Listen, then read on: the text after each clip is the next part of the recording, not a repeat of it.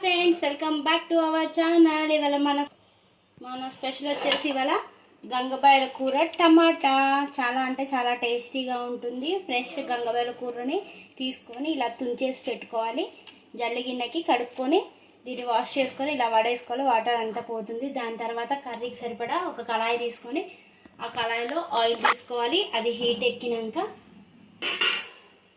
కొంచెం జీలకర్ర, కొంచెం శనగపప్పు, కొంచెం ఆవాలు వేసి అవ్వనివ్వాలి.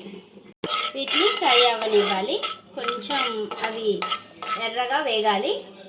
ఇవి ఫ్రై అయిపోయినాయి ఫ్రెండ్స్. ఇప్పుడు మనము ఒక పచ్చిమిర్చిని ఇట్లా నిలువుగా కట్ చేసుకొని ఇది కూడా ఫ్రై అవ్వాలి. ఇవి కూడా ఫ్రై అయిపోయినాయి ఫ్రెండ్స్. ఇప్పుడు మనం ముందుగానే కట్ చేసి పెట్టుకున్న ఆనియన్ కూడా ఇందులో వేసేసుకోవాలి.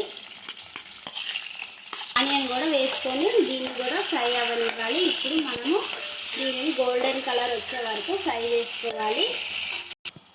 కొంచెం పసుపు, కొంచెం కరివేపాకు వేసుకొని దీన్ని కూడా ఫ్రై అవ్వనివ్వాలి.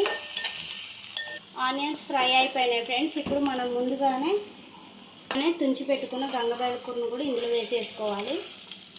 వేసుకొని ఒకసారి మొత్తం ఆయిల్లో కలిసే విధంగా కలుపుకోవాలి.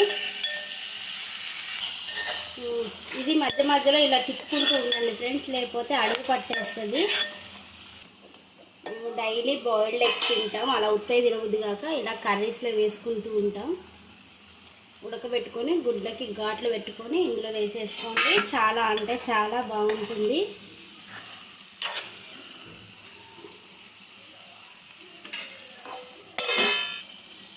ఇదిగోండి ఫ్రెండ్స్, ఇప్పుడు మనం ముందుగానే కట్ చేసి పెట్టుకున్న టమాటాలు కూడా ఇందులో వేసేసుకుందాం.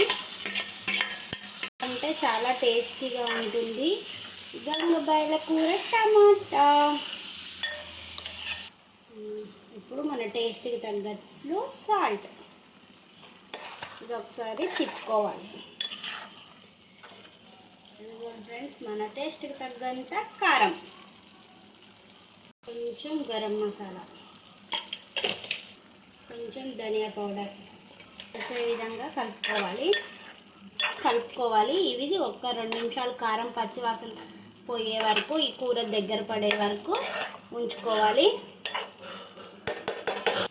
ఓకే ఫ్రెండ్స్, ఆయిల్ పైకి తేలింది అంటే మన గంగబాయల కూర టమాటా రెడీ అయిపోయినట్టే. ఒకసారి ట్రై చేయండి, చాలా బాగుంటుంది. ఎండాకాలం కూడా ఈ గంగబాయల కూర చలవ చేస్తుంది, చాలా బాగుంటుంది. ట్రై చేయండి. ఓకే ఫ్రెండ్స్, నా ఛానల్ని లైక్ చేయండి, షేర్ చేయండి, సబ్స్క్రైబ్ చేయండి.